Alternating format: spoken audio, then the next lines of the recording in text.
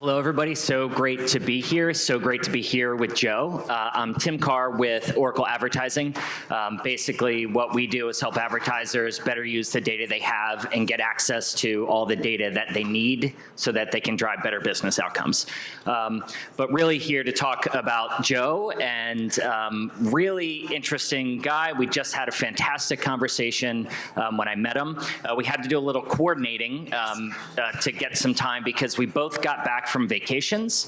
I was in Costa Rica, as was Joe. We'll talk about that in just a second, though. We didn't plan that. We didn't plan that. We were not there together. We were there for two big celebrations, and we'll touch on that in a second. So Joe, Chief Marketing and Chief Merchandising Officer, because doing one of those jobs is not enough. Joe decided to do two of them. Yes. We've got Joe over here. So this is going to be really fun with Zappos. Anyone buy shoes from Zappos before? You probably heard of this brand. Great. Yeah, we're Thank you. big fans of it. Like I said, I was in Costa Rica. I was there to celebrate my wife's 50th birthday. It is an amazing, magical place. Joe, what were you there to celebrate? So I was celebrating my my then boyfriend's birthday, and in there we got engaged, which was amazing. So if you guys, thank you so much. Congratulations, Joe. It's very exciting. Congratulations. If you guys have not been to Costa Rica, it is a great, amazing place where you just have to unwind. You literally can't. Most of the time you don't have cell service. And I'm like, I'm not even connecting to the Wi-Fi. I'm actually disconnecting. And there was a full day where I did not look at my phone. And it was amazing and glorious. And then the next day I was like, okay, now I have to actually get all these photos uploaded from all the things that we took. So yeah, it's a great place. Totally. Yeah. Pura Vida, right? Yes, Pura Vida. Yes. You have to go there to really understand and embrace that. Yes. So first question I've got for you that we talked about. So you are relatively new at Zappos. Yes. And you, with your background, you've been at a lot of places, have a great commerce background, marketing background, e-commerce background. You probably could have gone many places. Why did you choose Zappos? Yeah, so I think overall, going through the pandemic, I was living in New York, I was working at Walmart e-com right here in New Jersey, and you get into this fast-paced mode of just doing and going and just hitting the pavement. And then once kind of COVID happened and I was actually in my apartment for longer than 2 weeks, I'm like, wow, this is probably the longest time I've been in New York, not traveling, not going to conferences, not going to market, not going to Asia. It kind of made me take a step back and say, what do I want in my next company? Where do I want to go? What do I want that company to be? And the biggest thing for me was, what is the company values, and do they actually really kind of hold those values true, and are they actually interacting with those values? And then also authenticity was huge for me as well. Where can I be my most authentic self, so that there wasn't just a weekend Joe who was totally different than work Joe, and had to kind of put on a persona to make sure that I was being the most professional person and the best person that I could be.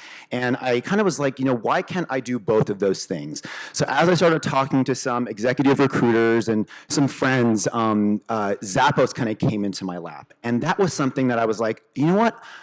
I remember this company. I think I was working at Hot Topic. Wow, blast from the past. As Zappos was kind of coming up, 1999, and I'm like, wow, I remember everything that Tony Hsieh was doing, and just the corporate values and the culture. It was always celebrated. They kind of, their big thing was delivering wow and all of these things. And so as I did the research and then spoke to people that had worked at Zappos before, they just said the core values, we live and we breathe them every single day.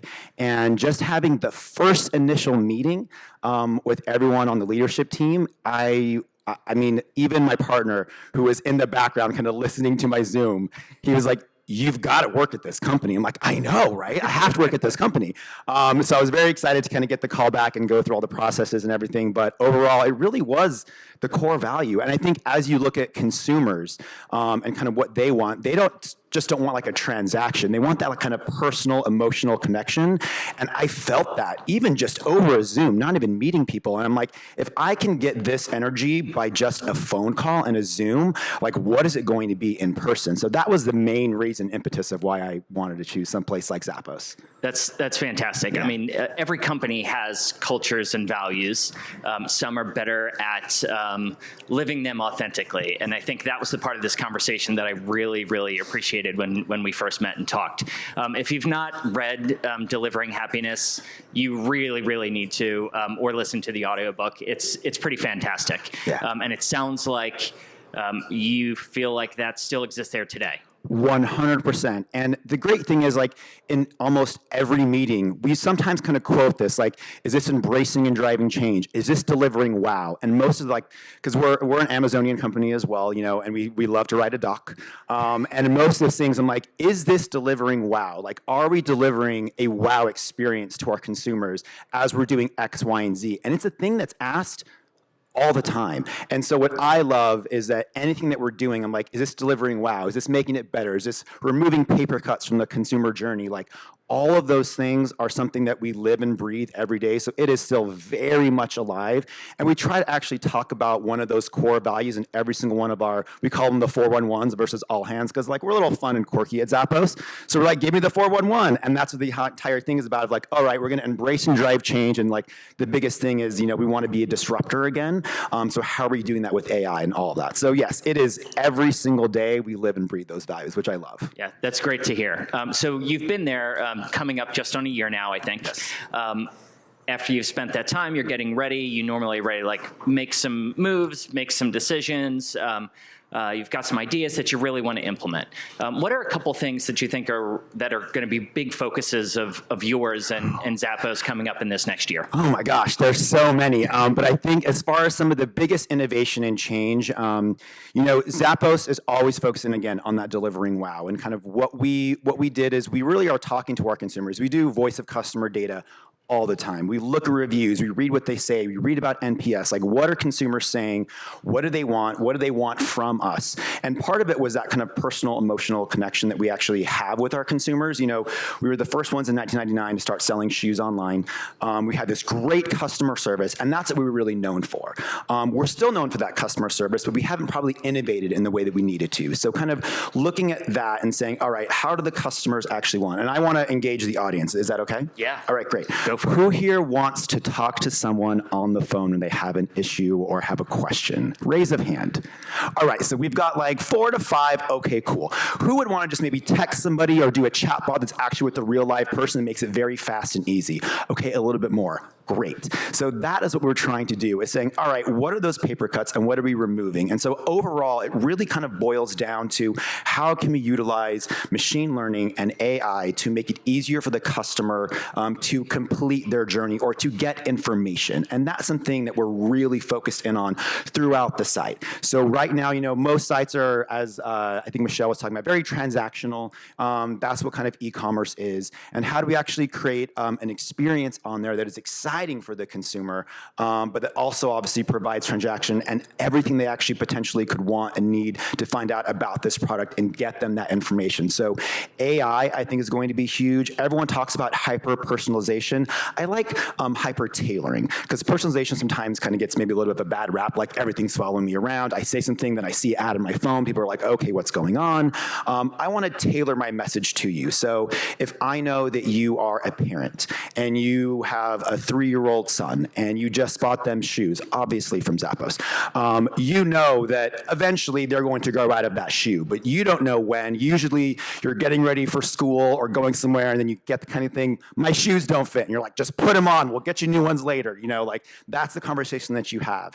So for us, it's, how do we remove that? So what we're utilizing part of our AI and kind of ML for is, can we predict when they are going to need a new shoe a couple weeks before so that you can make that decision and have before they even need it? So that's a program we're actually launching right now, which is super exciting. And we're kind of going forward with that within the rest of our areas also. So if you are a runner, again, I love to engage the audience.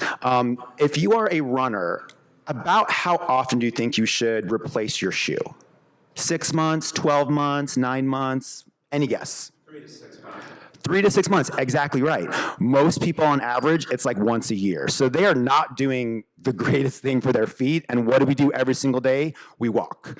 And once you get to a certain age, sometimes I'm like, wow, why are my feet killing me? Oh, because I was on them for 4 hours? Okay, something is probably wrong. I'm not wearing the right shoe. I'm not wearing the right kind of, support. I have flat feet, so I consistently need a lot of arch support as well. And, in your 20s, you don't really care about that. But in your 40s, you really care about that. So I think for us, again, it's removing kind of that friction and making sure that we're doing everything we can for the consumer to make their lives easier. So we talked about kind of everything kind of comes back to health and wellness. I think feet are a very big portion of kind of health and wellness as well, especially like people that travel a lot, people in New York that walk around a lot. When I first moved here to New York, I'm like, I'm wearing my nice shoes everywhere. That lasted for about a year. And I'm like, I'm wearing my sneakers everywhere, So that's something that we're kind of really focusing in on. What do consumers actually want? And removing that friction between them. You lasted way longer than I did when I lived in New York because I really very trying, quickly pivoted those shoes. You obviously have a greater fashion sense than I do, though. And if you could get me in the pilot program on that very quickly on the AI, that would be helpful because I looked at the soles of my sneakers the other day and it's embarrassing. I need the new ones. All right. We talked about another use case of some of that technology in our prep call, and I thought it was really interesting that this was a passion of yours as well in using technology, not to just improve the consumer journey and how you engage with consumers. It was also kind of the focus on your team and your company and that journey as well in terms of how to help people do their jobs better. Yeah. Because you care so much about your people, and that's part of the culture, and your people are who interact with customers. So that was another aspect. I thought that was really interesting. Can you talk about that too? Yeah, and what's great is that kind of like Michelle talked about this in the last one, we want to be learners. And I love that she does kind of like that no meeting kind of afternoon on Friday. We actually have a no meeting Friday full.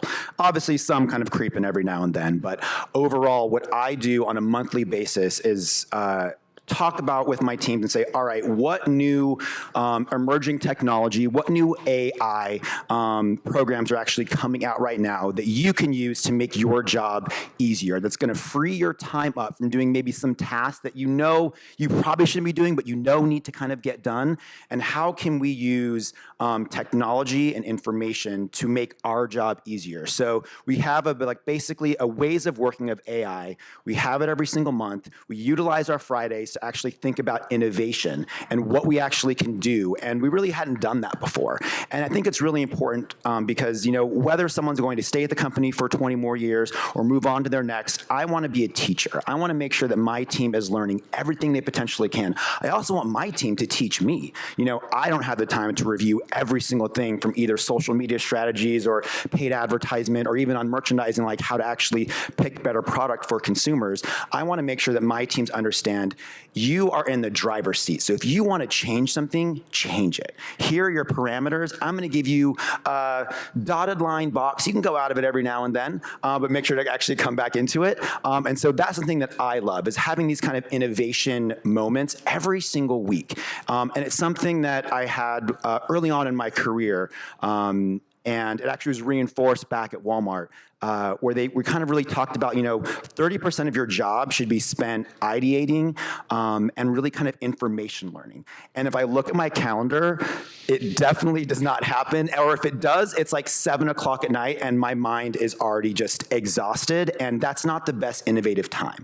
So I like to use the mornings as that. So I'm like, all right, from 9 till 10, let's try not to have meetings. That's like when you're at your most creative, like before 11 o'clock. And so that's something that's really exciting. My team loves it because every single month they're like, okay, here's what I found. Here's an exciting new thing that we can do for email. Here's actually a great way to actually produce content. We can utilize kind of past content, see what actually worked, and then tailor our new content for our consumers that actually engage with it. So I love this. You're going to see a whole lot more of this coming out of Zappos in this next year, which is really exciting. So this is what gets me excited about this. From the beginning when I started my career, 25 years ago to now, things have changed so rapidly and they're only changing faster. So how do we keep on trend with that and keep on target? And my team actually really likes it as well. We kind of call it our first pancake, where the first pancake that you make is never really that great. It's a little off. Maybe the skillet isn't as hot, but everyone kind of puts that forward and like, I don't know if this is going to work, but here's my first pancake idea, and here's what we want to do. And some of them are really fun and exciting. And one of them was okay, I have a kid and they're always running out of the shoe. We should do this. And I'm like, that's a great idea. Let's do it. 3 months, launched. Love it. That's amazing. I'm totally going to adapt the first pancake. Yeah. Because I know what you're right. I always come in too hot, and then I got to dial it back. Burn it a little bit. Yeah. Burn the first one. You're really excited. Back. Exactly. So that was really good. And I really love that idea around carving that time for the creative work and make sure it becomes the first thing you focus on and the right time to do it. Yes. Another topic, I was just doing a little research, and I read a background somewhere. It might have been for another event somewhere. I saw that very early in your career, you kind of had a passion, desire to marry data and product. I'm the same way. I started in data companies and kind of was data-driven through my entire career. Spent a lot of time working with extra care data, by the way, when I sold into CVS for many years. So data throughout my career. How do you think about now as a marketer and the data that you have available, not necessarily marrying it to your product, of course, it plays in there, but marrying it to the consumer journey, how you engage consumers, anywhere from your marketing activities to your advertising activities, where you reach them through your properties and where you reach them where consumers are engaging today. They have so many places to choose where they want to engage and spend time with content. How do you see those two coming together? Yeah, I love, and I usually ask most of my team, like, is this decision rooted in data? What is the data behind this? What do the data kind of show you? And I started off in San Francisco, very tech-driven, very data-driven. Everything was very, I was like in an engineering school and things like that. So I was always very kind of data-driven, and it's great to kind of marry those two things back. So that's a big question that we kind of really ask on everything. And overall, as I look at data and like where people should go, it's really interesting in how very kind of black and white, it kind of shows you what you should be doing, where your consumers are going. Engaging the audience again. Who here went on a social media platform before they got here? Whether that was LinkedIn, TikTok, Instagram, Facebook. Okay, so most of you. Who here went directly to a website to research something? Great. So if you guys saw, most people raised their hands for social media. Most people did not raise their hands going directly to a website. So as you look at consumers, you can see where they're ingesting their information, ingesting their data, going in. And so it's very difficult just to force someone to go to a website. You want to showcase, okay, consumers are going here. Therefore, I want to showcase what is the best about my product to that consumer on this platform. And I think that's something that's really kind of eye-opening to my team as we started to look at the data and really kind of work with people like Google and say, all right, where are our consumers? Where are they heading? Where are they spending? What are they buying? Why are they doing that? How can we make sure that we're offering the best capabilities that we have to make their lives easier? And that's one great thing that a lot of consumers are like, no, we have to drive everybody to the site. It's all about the homepage. It's not about the homepage. I love when people come, especially some buyers who are like, well, I want this as a homepage feature. I'm like, actually, you really don't. What you want is X, Y, and Z, and this is where your consumer is. So asking those second, third, and fourth questions to everyone at the company is really important, but also, like, I know I talked about our voice of customer data. It is so important to us, and we utilize that all the time. And we actually look at reviews on a weekly basis, and we've got this great AI that comes and says, here are commonalities that we have seen, so we can see, okay, we have a 2-day promise. Well, now within this area, we have a 2.5-day promise. Okay, why? What is going on? Like, well, I got it a little bit late. That is terrible for us. Like, we pride ourselves on overnight shipping and 2-day shipping, like, and easy returns, fast checkout. So if we see any of those kind of great core pillars of our business coming down, we want to actually utilize that data to fix the problem. And it is a way for us to triage things so quickly. We really didn't have that capability before. So again, marrying data to everything is like at the core of what we were doing across the organization. Yeah, that's fascinating. I mean, data permeates everything that we do all the time, and it's figuring out how to harness and leverage that so data much as of it. quickly as possible. Yeah, and to be able to find that real story in there, not just get bogged down by it. Correct. So we started our conversation. I think we're coming up on time here, and I'm certain there's going to be questions for people. But we started the conversation talking about some celebrations that we had. One was my wife's 50th.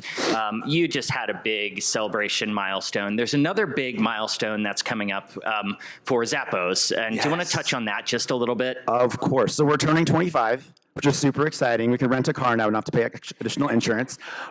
So overall, this is our 25th year in business, which is kind of crazy for an online retailer. There's not a lot of us out there that have been in this kind of online game selling things for 25 years. So and crushing it for 25 years. Crushing it. Not just still there, but like we're crushing it. Yeah, which is awesome. So in this year, we're actually bringing back shoes and capsules from 1999. So you'll see some stuff from like a Steve Madden. You'll see some stuff from like a Brooks. You'll see some stuff from a lot of other of our key components and key vendors that were with us in 1999, which is awesome. We're also doing exclusive drops every single month. We're having events every single month. And we're actually having so many different influencers do really fun things with Zappos from either 1999, from people being 25, from everyone saying, I've purchased these things for the 25 years, and here's my collection of Zappos shoes. So there's going to be an amazing kind of stories and events kind of coming out throughout this year. We're having a huge celebration and party at our Zappos headquarters, which I think is going to be really, really exciting. So we're planning that now. Once those dates get nailed down, invites will go out to everyone, but I am super excited to be at a company that has been around for 25 years, was so innovative, was so disruptive, and actually just getting us back to that limelight again is super important. But I'm really, really happy, and I could not be more excited for my team. Some of them who have been there, I think the longest person on my team, he's celebrating his 23rd year, which is amazing. At Zappos, I mean, our average tenure is like 15 years. Most people have been there for 15 plus years. That's crazy. In retail, I mean, that's pretty insane. So I love that brings it back to the core values, brings it back to how much people love Zappos. And like, we want to create those raving fans and create that wow experience. So we do that in our culture. And now we're spreading the wealth this year through all of our consumers as well. Yeah, it's all about delivering happiness. Delivering happiness 100%. Love it. Yeah. So great to talk to you. This has been fantastic. I'm sure there are probably some questions here. We can open it up there. Sure. Hi. Hi. How important? Hold on, we got the microphone. I want everybody to be able to hear the question. How important is your affiliate program to your marketing mix? Like, how much time does your team spend on it, and spend on it to really curate and cultivate your affiliate program? Yeah, so we've actually been expanding our affiliate program. And we're actually going to be doing more of it this year. Again, looking at consumers, where they're at, how do we actually talk to them. So it's becoming a bigger importance. So when I first came into the marketing arena at Zappos, it was very much about transactional, paid, what's that ROAS, what's that ROI, let's get this money back. And I want to kind of slow that journey down and kind of work with more affiliates. So it's definitely something that's growing in our budget for this next year. And we are looking at not just something like a Rakuten, which is great, but looking at, again, things that are going to invoke more of an experience within the customer. So that's something that's really important to us, and it's definitely one of our fastest growing channels that we actually have at Zappos. And just one last question to connect with that is, do your influencers all have affiliate programs? Yes, so we're actually working. We're actually going to be working with kind of a new partner with that. But yes, all of them are ingested in that affiliate program. And depending on tiers of what they are and how many followers they have and what they do, we're kind of really working with them in different ways. We kind of bucket them in 3 different ways. But overall, yes, that's something that we're going for in a much bigger way. As everyone just talked about, going on social media, that's definitely something we're kind of utilizing across the board, where we ingest the people. What is that persona type that we actually want to, whether they're a 25 to 35 versus 35 to 55, it's a different type of person. They go to different sites. So how do we actually talk to that consumer in a better way? So yes, 100%. That is something that we're definitely underlining, and we just kind of revamped it. It's going to be relaunching in a couple months. So very exciting. Yeah, great question. Hi, I'm Olivia. I'm from Kenview, previously J&J Consumer. Wanted to go back to the data conversation and obviously how important it is to integrate it to make business decisions. I feel like, at least personally, the days move by so fast, and everything's always focused on execution, and again, using those data-driven decisions to make, executions, but sometimes it's easy to bypass looking retrospectively and like actually bringing in the data insights to see how things performed, or the insights that we can gain actually from after the fact. So bad way of wording this question, but how would you advise making sure to prioritize also looking retrospectively and leveraging data to look forward and make further decisions, if that makes sense. No, 100%. So what was really interesting, a lot of times, especially when you're a retail company kind of like this, we're selling shoes, that's our main kind of core. And most people are like, well, you can't really look at last year because it's all about the fashion. Fashion trends change so quickly. Well, yes, they do, and they also don't at the same time. So what we do now is we actually have an insights calendar. So before, let's say, a buyer goes to market, we actually look to say, okay, what were the top trending things? Where were our opportunities? Where do we want you to actually go on the go forward? And then where do we also see the trends actually going from keyword searches, from things like social media, or just kind of general searches? And that's how we utilize kind of like the looking backward and looking forward, and we kind of marry them and then give them the toolkit to go forward. Same thing with marketing as well. I'm like, okay, here are the channels we invested in last year. What did we do? How do we actually change those things? So having that calendar and having just those things on, well, everyone loves a meeting here, I'm sure. It is really nice to actually have those data-driven meetings where you're making decisions in the meetings and saying, okay, we all agree on this. Some people might disagree, but we disagree, we commit, and we move forward with something else. And having those things are really important, because if you just expect your team just to say, oh, well, you looked at the data last year, right? You're good? Okay, cool. No. I want to make sure that my teams really understand it, have those meetings with our data analytics team so they can make the best informed decisions, because you all know, if you do things right the first time, your job is a whole lot easier than trying to fix some problems because you didn't make the right decision in the beginning. So that's a great question. Amazing. I think we have time for one last question. Anybody? Yes, right over here. Yeah, thank you guys for your time. Jacob Wallach, founder of Social for the Win. First off, love what you're wearing, Joe. I have no idea what it is, but Thank you. but Thank you. not surprised the Zappos guy is the most fashion person here. Try. But I love that you were talking a little bit about how it's not just bringing the end consumer to your website, but really engaging them, full funnel. I'm curious how you guys are approaching something like TikTok Shop or Shoptainment, not just looking at it as a way to, focus on sales, but as a way to incorporate more of like an entertainment style in it to bring people to your brand and not just focus on that ROAS like you were saying.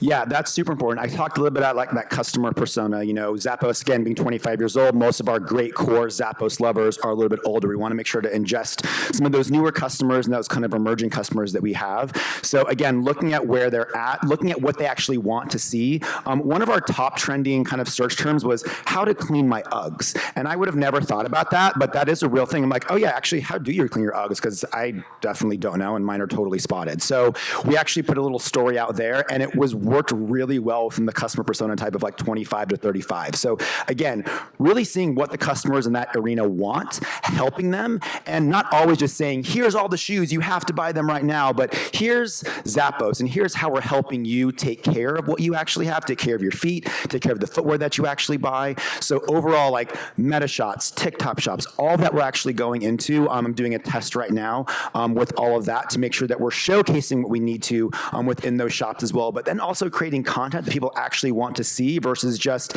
hey, I'm running through Central Park, you should buy these shoes. Like, I don't know if that's something that really resonates with everyone. It's a very small portion of the consumer. So that's what we were doing before, and we're switching that over right now. Again, it's all about making sure that we're offering the consumers what they want and need versus just shoving things down their throat saying, you have to buy this now, which has been really working for us. So great question. Yeah, thank you. I just build on that. It's so smart because it's a combination of two different things. Sometimes you're telling people and reminding them when it's ready to change their shoes because they really need it. Yes. Sometimes it's telling a customer how to make that shoe last longer and build a relationship with them. Either of them are building relationship. Correct. It's really interesting how that's, how that comes together. Personal emotional connection, always. Love it. Yeah. Awesome. Well, big round of applause for Joe and Tim. Thank you very much. Thank you all.